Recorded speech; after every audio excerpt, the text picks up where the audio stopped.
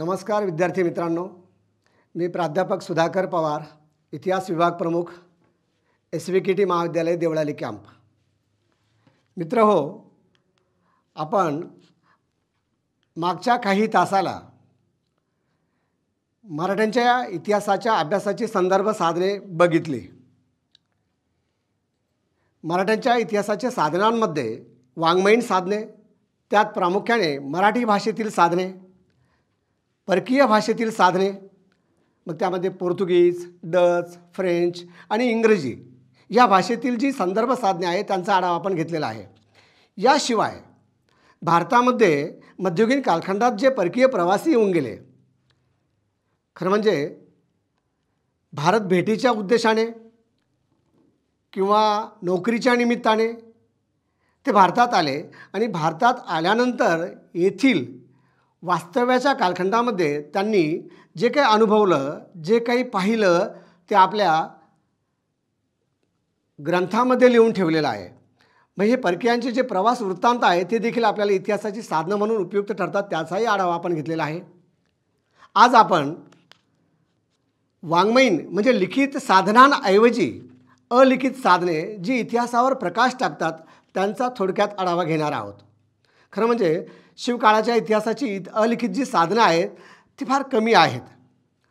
तरीही त्यात मग किल्ले असतील, पोवाडे असतील किंवा लोकगीतं असतील, या माध्यमातून आपल्याला तात्कालीन माहिती मिळते. त्यात सत्यता कितपत आहे हा भाग महत्त्वाचा नाही आहे, परंतु त्या काळाला स्पर्श करण्याची ताकद त्यात आहे. सगळ्यात महत्त्वाचं म्हणजे शिवकाळातील इतिहासातील अलिखित साधन जे महत्त्वाचं आहे ते म्हणजे सिंधुदुर्ग. सिंधुदुर्ग हा जो किल्ला आहे हा छत्रपती शिवाजी राजांच्या आरमाराचं आद्यस्थान म्हणून संबोधलं जातं. खरं म्हणजे या किल्ल्याची पायाभरणी महाराजांच्या हस्ते झालेली आहे. पायाभरणीचा जो दगड ज्याला मौर्यांचा धोंडा म्हटलं जातं तो मालवणच्या किनाऱ्यावर आजही आपल्याला उभा दिसतो. हा जो दगड आहे पायाभरणीचा, यावर विघ्नहर्त्या गजाननाची प्रतिमा कोरलेली आहे. या गजाननाव्यतिरिक्त चंद्र, सूर्य, शिवलिंग, नंदी आणि पादुका कोरलेल्या आहे. म्हणजे त्यावेळेला म्हणजे मध्ययुगीन कालखंडात आणि अलीकडे शिव कालखंडामध्ये देखील दगडांवर अशा प्रकारच्या प्रतिमा कोरण्याचं काम केलं जात होतं. म्हणजे या शिल्पकलेचा विकास झालेला होता, याचाही आढावा आपल्याला त्या माध्यमातून मिळतो. खरं म्हणजे सिंधुदुर्ग हा जो किल्ला आहे हा सागरी राजधानीच होता. किल्ल्याच्या उत्तरेला असलेल्या बुरुजावर 2 घुमट्या आहेत आणि ह्या घुमट्यांमध्ये असं मानलं जातं की शिवरायांच्या उजव्या हाताचा आणि डाव्या पायाचा ठसा या ठिकाणी आपल्याला पाहावयास मिळतो. खरं म्हणजे ओल्या चुन्याच्या लादीवर त्या कालखंडामध्ये हे ठसे घेतल्याचं आपल्याला दिसून येतं. त्याचाही अभ्यास होणं गरजेचं आहे. नेमकी कशा पद्धतीचा तो चुना त्या ठिकाणी घेतलेला असावा किंवा त्याचा वापर कसा केलेला असावा, ठसे कसे उमटवले असावे, म्हणजे ह्या सगळ्या गोष्टी बारकाईने जर आपण अभ्यासल्या तर निश्चितच आपण गतकाळातील इतिहासाला या ठिकाणी समजू शकतो, पाहू शकतो. याशिवाय या सिंधुदुर्ग किल्ल्यावर छत्रपती राजारामाने शिवराजेश्वर नावाचं मंदिर बांधलेलं आहे. मराठ्यांचा काळ आणि त्यातल्या त्यात शिवरायांचा जो काळ आहे हा अतिशय संघर्षाचा आणि धामधुमीचा काळ आहे.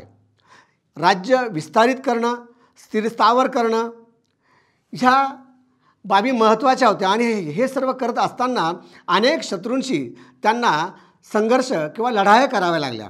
आणि त्यामुळे स्वराज्यामध्ये जो इतर काही महत्त्वाचा भाग आपण म्हणतो की सांस्कृतिक विकास असेल किंवा काही औद्योगिक विकास असेल त्या कालखंडाच्या परन्वये, तर तो त्यावेळेला पाहिजे त्या स्वरूपामध्ये होऊ शकला नाही. तरी देखील अनेक ठिकाणी मंदिराचं किंवा इतर वास्तूंचं निर्माणीकरण झाल्याचं आपल्याला दिसून येतं.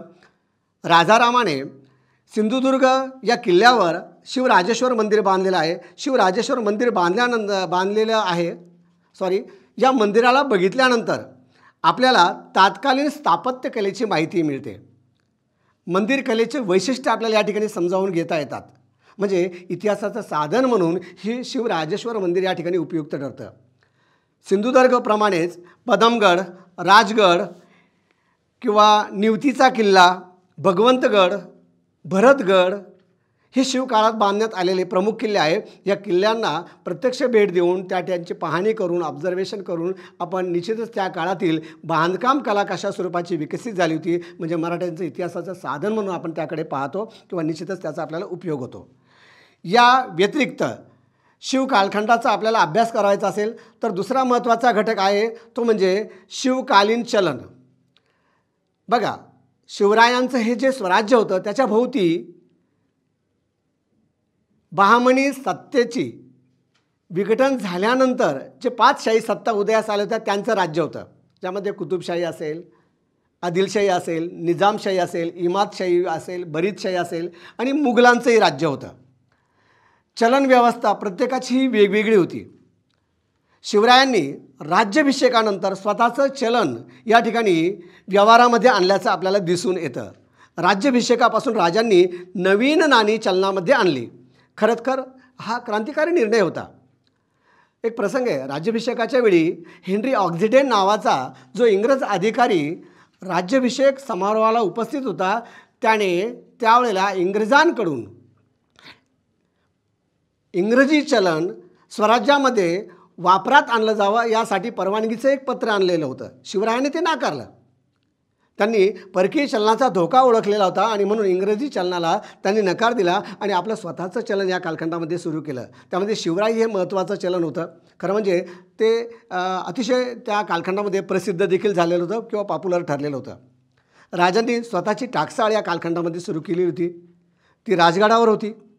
पुढे या नाणे व्यवस्थेचा व्याप वाढल्यानंतर जे सोनार होते, व्यापारी होते, सराफ होते यांच्याकडे नाणे पाडण्याचं काम त्यांना देण्यात आलं आणि त्या मोबदला त्यांना त्या कालखंडामध्ये देण्यात आला. म्हणजे स्वतःची आणि नंतर खाजगी स्तरावर देखील या ठिकाणी टाकसाळी सुरू करण्यात आलेल्या होत्या. स्वराज्याचं प्रतिनिधित्व करणारं नाणं म्हणजे शिवराई स्वराज्याला या कालखंडामध्ये मिळालं. खरं म्हणजे शिवराई हे तांब्याचं नाणं होतं आणि ह्या तांब्याच्या नाण्यावर श्री राजा शिव आणि दुसऱ्या बाजूला छत्रपती असा उल्लेख आपल्याला दिसून येतो किंवा मुद्रित केल्याचं दिसून येतं. खरं म्हणजे बिंदुमय वर्तुळाकार आकाराचं हे नाणं आहे. तांब्याच्या नाण्याचे एकूण 150 प्रकार असल्याचं मत अनेक इतिहासकारांनी मांडलेलं आहे. त्यामध्ये रुका असेल, तिरुका असेल किंवा पैसा या स्वरूपामध्ये त्यांचा उल्लेख अनेक ऐतिहासिक कागदपत्रांमधून आपल्याला दिसून येतो.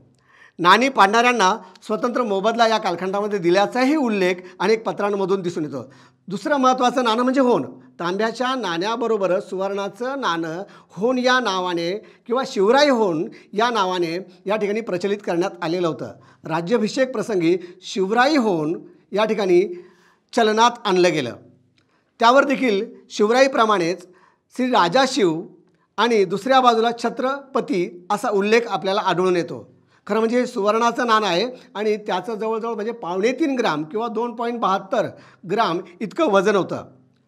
होनच्या अभ्यासावरून आपल्याला तात्कालीन धातुविषयक ज्ञान, भौमितिक माहिती आणि लिपीविषयक माहिती ही शिवकाळाची आपल्याला या ठिकाणी मिळते. म्हणजे नाण्याच्या आधारे आपण शिवकाळाचा चांगल्या पद्धतीने अभ्यास करू शकतो. त्यातल्या त्यात सुवर्ण होन हा महत्त्वाचा ठरतो असं आपल्याला म्हणावं लागेल. होन आणि शिवराई ही चलन व्यवस्थेतील महत्त्वाचे घटक आहेत असं आपल्याला या ठिकाणी म्हणावं लागेल. अजून एक मुद्दा या ठिकाणी सांगितला जातो की ज्या आधारे आपण शिवकाळाचा अभ्यास करू शकतो तो म्हणजे शिवाजी राजांची चित्रे. इसवी सन 1976 पूर्वी मिळालेली सर्व चित्रे छत्रपतींच्या चित्रांचा अभ्यास करण्यासाठी या ठिकाणी इतिहासकार ग. खरे यांनी जमवून त्याचा अभ्यास करून या कालखंडामध्ये काही लेख लिहिलेले आहे. ग्रंथस्वरूप ते पुढे आलेले आहेत.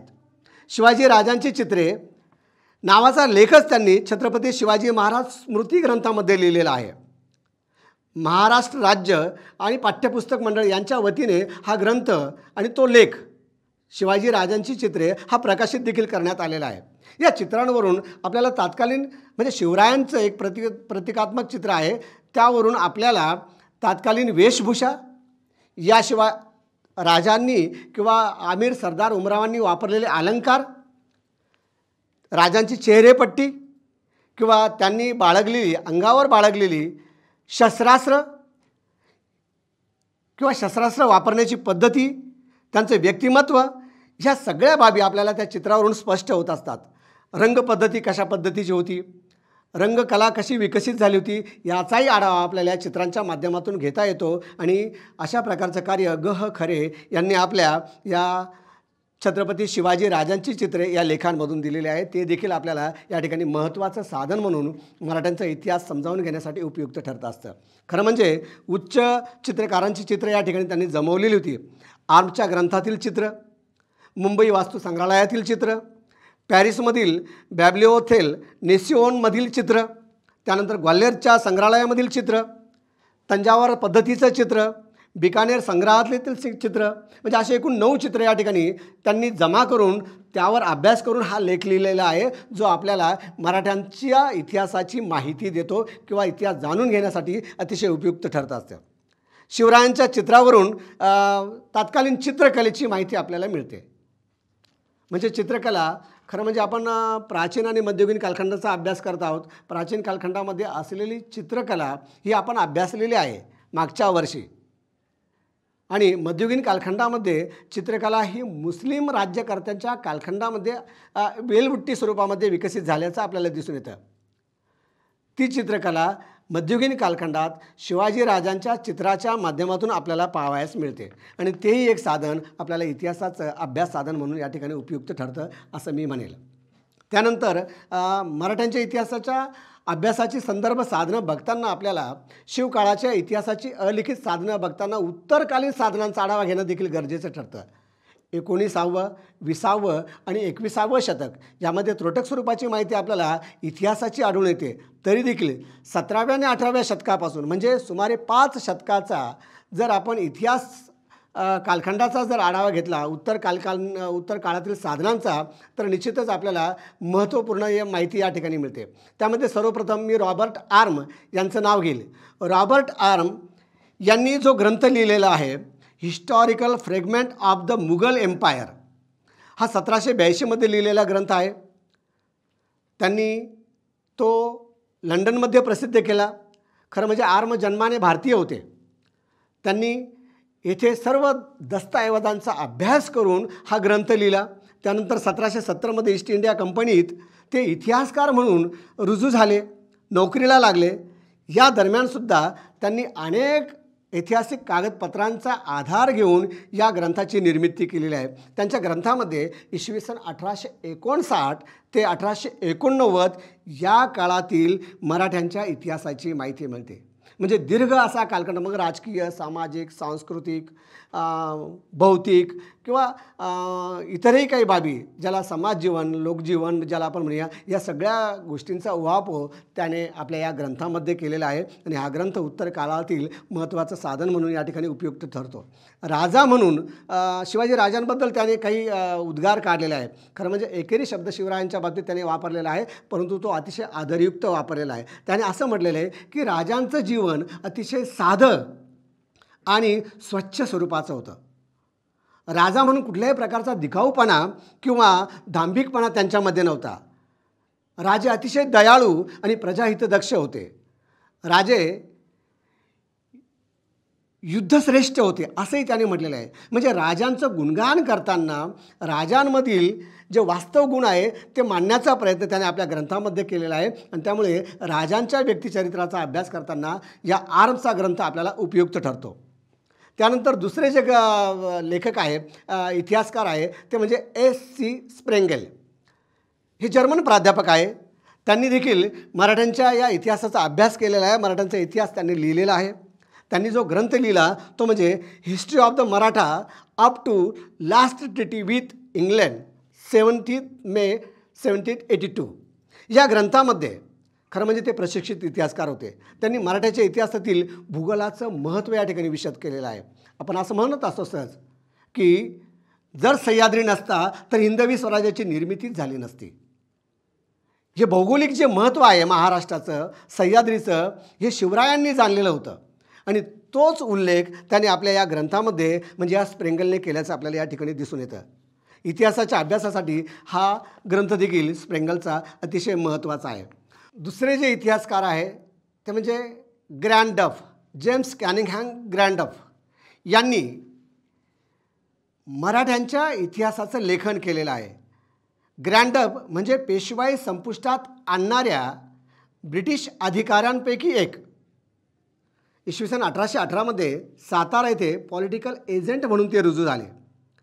या दरम्यान त्यांनी महाराष्ट्रातील सर्व कागदपत्रे, नकाशे, चित्रे किंवा मराठ्यांचा इतिहास लिहिण्यासाठी लागणारी सर्व संदर्भ साधने जमा केली आणि एक सामग्रिक असा इतिहास या ठिकाणी मराठ्यांच्या रूपाने मांडलेला आहे. त्याचं अनुवादन इसवी सन 1829-30मध्ये करण्यात आलं.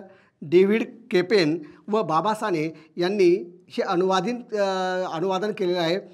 मराठ्यांची बखर या नावाने हा ग्रंथ पुढे अनुवादित करण्यात आला. ग्रँडअपच्या ग्रंथामध्ये अनेक चुका आहे. खरं म्हणजे ग्रँडअप याच्या मनामध्ये कदाचित मराठ्यांबद्दल असूया असतील, द्वेष असेल आणि त्यामुळे कुठेतरी लिखाणामधून तो त्याची असूया किंवा त्याचा द्वेष या ठिकाणी दिसून येतो. त्यावर टीका करताना अनेक इतिहासकारांनी त्या सुधारण्याचा प्रयत्न केलेला आहे. मोठ्या प्रमाणात खरं म्हणजे ग्रँडअपच्या या ग्रंथावर टीका झाली. त्यामध्ये डॉक्टर रा कुलकर्णी असतील, विका राजवाडे असतील, मगो रानडे असतील, वासुदेव शास्त्री खरे असतील, यासारखे जे इतिहासकार आहे या सर्व इतिहासकारांनी ग्रँडअपचा हा मराठ्यांचा इतिहास अभ्यासला आणि त्यातील चुका दुरुस्त करून नव्याने मांडण्याचा, वास्तव मांडण्याचा प्रयत्न या ठिकाणी केलेला आहे. त्रुटी दूर करून नव्याने हा इतिहास मांडलेला आहे. ग्रँडअपची प्रेरणा घेऊन C.A. किंकेड नावाचे जे इतिहासकार होते त्यांनी देखील मराठ्यांचा त्रिखंडात्मक इतिहास लिहिलेला आहे. C.A. किंकेड यांच्या मुलाने म्हणजे डेनिस किंकेडनी नंतर शिवाजी राजांवर आधारित एक ग्रंथ लिहिला, तो म्हणजे ग्रँड रेबेल. हा देखील मराठ्यांच्या इतिहासाचं साधन म्हणून अतिशय उपयुक्त असा ग्रंथ या ठिकाणी आपल्याला पाहावयास मिळतो. याशिवाय शिवकाळाचे उत्तर कालखंडातील जे अभ्यासक आहे त्यांचाही आढावा घेणं या ठिकाणी गरजेचं ठरतं. जे महाराष्ट्रातील आणि भारतातील या ठिकाणी इतिहासकार म्हणून ओळखले गेलेले आहे. त्यामध्ये सर्वप्रथम न्यायमूर्ती मगो रानडे यांनी rise of the Maratha power नावाचा ग्रंथ लिहिला. खरं म्हणजे पुण्यामध्ये जी वसंत व्याख्यानमाला चालू होती, वसंत व्याख्यानमालेमध्ये शिवकाळाचा अभ्यास त्यांनी या ठिकाणी स्पष्ट केलेला आहे आणि मराठा पॉवर नेमकी या ठिकाणी समजावून सांगितली. आणि ही जी काही वसंत व्याख्यानमालेतील जी काही पुष्प होती ती ग्रंथरूपाने पुढे आलेली आहे. तोच ग्रंथ the rise of Maratha power नावाने प्रसिद्ध आहे. तो देखील मराठ्यांचा इतिहास अभ्यासण्यासाठी अतिशय उपयुक्त ठरतो किंवा मराठ्यांच्या इतिहासाचं साधन म्हणून त्याकडे पाहिलं जातं. त्यानंतर दुसरे इतिहासकार आहे ते म्हणजे रियासतकार सरदेसाई. इंग्रजी आणि मराठीतून मराठ्यांचा इतिहास मांडणारे पहिले इतिहासकार रियासतकार सरदेसाई. त्यांना आद्य इतिहासकार म्हटलं जातं. Govind Sakharam Sardesai new history of the Maratha नावाचा ग्रंथ त्यांनी लिहिला. याशिवाय पेशवाईवर आधारित 45 खंड त्यांनी लिहिलेले आहे. म्हणजे शिवकाळ आणि पेशवेकाळ या दोन्ही काळाचा अभ्यास करायचा असेल तर आपल्याला रियासतकार सरदेसाईंचे हे ग्रंथ अभ्यासणं अपेक्षित आहे. निश्चितच तो आपल्याला आढावा या ठिकाणी मिळतो. याशिवाय दुसरे जे इतिहासकार आहेत ते म्हणजे यदुनाथ सरकार जे होते त्यांनी मुघलांचा इतिहास मांडण्यासाठी मुघलांच्या या संदर्भ साधनांचा अभ्यास सुरू केलेला होता. म्हणजे मुघलांचा अभ्यास करता करता यदुनाथ सरकार राजांच्या कार्याकडे वळाले आणि मग त्यांनी मराठ्यांच्या इतिहासाला हात लावला आणि नंतर त्याची मांडणी केली. त्यांनी इसवी सन 1919मध्ये शिवाजी आणि शिवकाळ नावाचा ग्रंथ लिहिला. त्याचबरोबर 1940मध्ये हाऊस ऑफ शिवाजी नावाचा ग्रंथ लिहिला.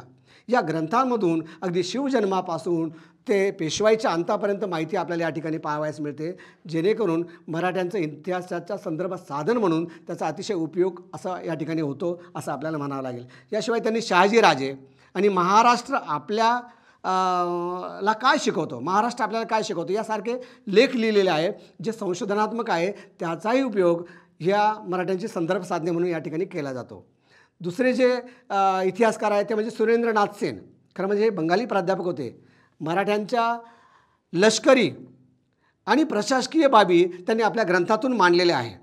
मराठ्यांचं प्रशासन कशा पद्धतीचं चालत होतं. मग शिवाजी राजांचं अष्टप्रधान मंडळ असेल, अष्टप्रधान मंडळातील जे काही प्रधानमंत्री असतील त्यांचं कार्य, त्यांचं खातं, त्यांच्या अगदी किल्लेदारापर्यंत किंवा गावातील ज्याला आपण गावगाडा ही जी कन्सेप्ट त्या कालखंडामध्ये अस्तित्वात होती आणि गावाचा प्रमुख जो पाटील होता, जो राजांशी संबंधित होता, अगदी तिथपर्यंतची इत्थंभूत माहिती त्याने आपल्या या ग्रंथामधून, लेखांमधून दिल्याचे आपल्याला दिसून येतं. महाराष्ट्र काय सांगतोय, म्हणजे तत्कालीन महाराष्ट्र कसा होता हे त्यातून मांडण्याचा प्रयत्न त्यांनी केलेला आहे. ते अतिशय महत्त्वपूर्ण इतिहासाचं साधन म्हणून त्याकडे पाहिलं जातं असं आपल्याला म्हणावं लागेल. शिवकालीन बखरीचं इंग्रजीत रूपांतर करणारे सुरेंद्र सिंह हे पहिले आहेत. त्यांनी 1920मध्ये या कालखंडात ॲडमिनिस्ट्रेटिव्ह सिस्टीम ऑफ मराठाज नावाचा ग्रंथ लिहिला आणि त्यातून बहुतांशी माहिती म्हणजे प्रशासकीय स्वरूपाची किंवा शिवकालीन राज्यव्यवस्था ज्याला आपण म्हणूया ती समजावून घेण्यासाठी त्याचा उपयोग होतो. मिलिटरी सिस्टीम ऑफ मराठाज आणि फॉरेन बायोग्राफी ऑफ शिवाजी हे 2 ग्रंथ देखील त्यांचे अतिशय गाजलेत. ते देखील या ठिकाणी मराठ्यांच्या इतिहासाचं साधन म्हणून त्याकडे पाहिलं जातं. त्यानंतरचे दुसरे जे इतिहासकार आहेत ते म्हणजे वासी बेंद्रे. वासी बेंद्रे यांनी 58 इतिहास विषयक ग्रंथ या कालखंडामध्ये लिहिलेले आहे आणि त्यांनी लिहिलेल्या ग्रंथापैकी अतिशय गाजलेला जो ग्रंथ आहे तो म्हणजे छत्रपती संभाजी महाराज. छत्रपती संभाजी राजांच्या कार्याचा आढावा त्यांनी घेतलेला आहे आणि संपूर्ण संभाजी राजांची कारकीर्द त्यांनी या ग्रंथामधून मांडलेली आहे. आणि त्यामुळे शिवरायानंतरचा जो काळ आहे संभाजी राजांचा तो समजावून घ्यायचा असेल तर वासी बेंद्रेंचे लिखित छत्रपती संभाजी महाराज हा ग्रंथ आपल्याला अभ्यासणं गरजेचं आहे. अतिशय थोर इतिहासकार होते. इसवी सन 1928मध्ये त्यांनी विविध साधनांची निर्मिती करून जवळजवळ 70 वर्ष स्वतःला या इतिहास संशोधनासाठी वाहून घेतलेलं आपल्याला दिसून येतं. इतिहासकार यदुनाथ सरकार असतील, सुरेंद्रनाथ सेन असतील किंवा वासी बेंद्रे असतील, त्याप्रमाणे गफा मेहेंद्रे हे देखील इतिहासकार होऊन गेले. त्यांनी शिवचरित्र मांडण्याचा यशस्वी प्रयत्न केलेला आहे. 17व्या शतकापासून भारत समजण्यासाठी उपयुक्त असे ग्रंथ त्यांनी निर्माण केलेले आहे. त्यांनी लिहिलेल्या ग्रंथांमधून राजांची कारकीर्द, खरं म्हणजे शिवाजी राजांचे पहिले 30 वर्ष म्हणजे बालपणापासून ते स्वराज्य निर्मिती किंवा विस्ताराचा जो कालखंड आहे तो त्यांनी या ठिकाणी समजावून सांगण्याचा प्रयत्न आपल्या ग्रंथामधून केलेला आहे. शिवकालीन भारत प्रकरणामध्ये तर युरोपियन वसाहतींचा त्यांनी उल्लेख केलेला आहे. भारतामध्ये आलेल्या युरोपियनांच्या वसाहती आणि त्यांचा झालेला विस्तार आणि त्यांचा व्यापार हेही मुद्दे त्यांनी हाताळलेले आहेत. आदिलशहाचे कारनामे, शिवाजी राजांचं हे राज्य विस्तारित होत असताना त्याला मोडा घालण्याचा आणि ते थांबविण्यासाठी आदिलशहाकडनं जे प्रयत्न झाले या सगळ्या गोष्टींची इत्थंभूत माहिती या ठिकाणी मेहेंदळेंनी सांगितलेली आहे. महाराष्ट्र म्हणजे एक कारभार कसा चालत होता या राज्याचा, एक प्रशासकीय यंत्रणा कशा पद्धतीची या ठिकाणी उभी करण्यात आली होती, म्हणजे राजकीय प्रणाली कशी होती ही समजावून सांगण्याचा प्रयत्न त्यांनी या ठिकाणी केलेला आहे. दक्षिणेतील स्वाऱ्या असतील किंवा मुघल साम्राज्याची कर आकारणी असेल या संदर्भात विवेचन यामध्ये करण्यात आलेलं आहे, जे इतिहासाचं साधन म्हणून अतिशय उपयुक्त आपल्याला ठरतं.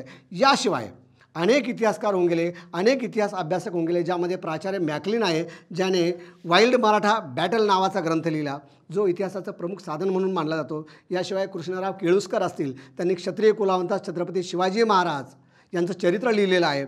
त्यानंतर राहुल निन्सन नावाचा जो इतिहासकार होऊन गेला त्याने Shivaji the founder of Maratha स्वराज्य नावाचा ग्रंथ लिहिलेला आहे. याशिवाय देवी काळे आहेत, त्यांनी हिंदीतील शिवचरित्र लिहिलं. विशेष म्हणजे हिंदी भाषिक साधनं देखील या ठिकाणी उपलब्ध आहे. वाकरू भावे असतील, त्यांनी शककर्ते शिवाजी नावाचा अतिशय महत्त्वपूर्ण ग्रंथ लिहिलेला आहे, तोही देखील इतिहासाचं साधन म्हणून महत्त्वाचा ठरतो. याशिवाय सेतू माधवराव पगडींचं इंग्रजी शिवचरित्र महत्त्वाचं आहे, म्हणजे इंग्रजी भाषिकांना त्याचा उपयोग मोठ्या प्रमाणात होतो. डॉक्टर कमल गोखले यांनी लिहिलेलं शिवपुत्र संभाजी म्हणजे संभाजी समजावून घेण्यासाठी देखील आपल्याला डॉक्टर कमल गोखलेंचा हा ग्रंथ अतिशय उपयुक्त ठरतो. एडवर्ड स्कॉट नावाच्या या इतिहासकाराने या कालखंडामध्ये मराठ्यांचा इतिहास 1810मध्ये लिहिला आणि तो देखील अतिशय उपयुक्त एक मराठ्यांच्या इतिहासाचं साधन म्हणून संबोधला जातो. सर्व ग्रंथ शिवकाळाचा अभ्यास करणारे आहेत आणि शिवकाळाचा अभ्यास करण्यासाठी त्यांचा साधन म्हणून या ठिकाणी उपयोग होताना आपल्याला दिसून येतो.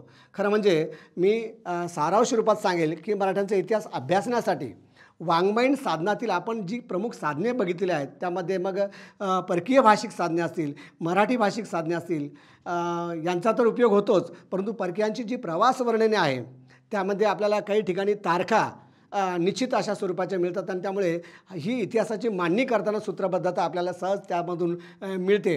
इंग्रजी साधने असतील, परकीय प्रवासांची वर्णने असतील किंवा अलिखित साधने जी आपण बघितली, मग सिंधुदुर्गचं आपण त्यामध्ये उदाहरण घेतलेलं आहे किंवा नाणी व्यवस्था आपण त्यामध्ये बघितलेली आहे आणि उत्तर कालखंडातील जे काही इतिहास पूरक जे ग्रंथ निर्माण झाले ते आपण समजावून घेतलेले आहे आणि त्या आधारे आपण हिंदवी स्वराज्य, त्याचा विस्तार आणि म्हणजे मराठी साम्राज्य, थोडक्यात या मराठी साम्राज्याचा आढावा आपण घेणार आहोत. मला वाटतं मित्रहो, आपण जो आज भाग अभ्यासलेला आहे त्यावर मी तुम्हाला स्वाध्याय स्वरूपामध्ये काही प्रश्न देणार आहेत. त्या स्वाध्याय तुम्ही सोडवायचे आहेत. त्यामध्ये पहिला प्रश्न असेल, शिवकालीन होऊन या नाण्याचं ऐतिहासिक महत्त्व सांगायचं आहे.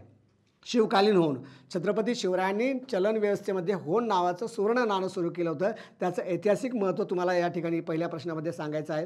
दुसरा जो प्रश्न असेल तो म्हणजे छत्रपती शिवाजी राजांचे, महाराजांचे चित्रे यावर टिपले यायचे आहे. जी 9 चित्र खरेंनी जमवली होती आणि त्या आधारे शिवरायांचं चरित्र आणि व्यक्तिचरित्र रंगविण्याचा प्रयत्न केला होता, त्यावर तुम्हाला ही टीप या ठिकाणी लिहायची आहे.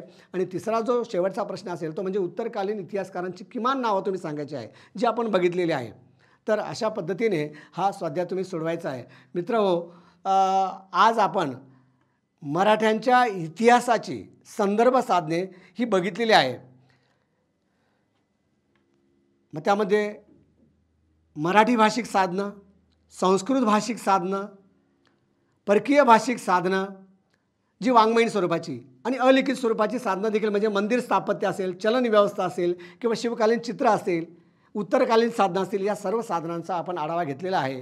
आपण पुढच्या तासाला मराठी सत्तेच्या उदयाची पार्श्वभूमी समजावून घेणार आहोत आणि ही समजावून घेताना महाराष्ट्राची भौगोलिक परिस्थिती, तत्कालीन महाराष्ट्राची सामाजिक परिस्थिती आणि महाराष्ट्राची धार्मिक परिस्थिती कशा स्वरूपाची होती, परकीयांची आक्रमणे ती थोपविण्यासाठी आणि महाराष्ट्र किंवा मराठा साम्राज्य, हिंदवी स्वराज्य निर्माण करण्यासाठी शिवरायांनी केलेले प्रयत्न, हे सर्व आपण येत्या पुढच्या तासामध्ये समजावून घेऊया.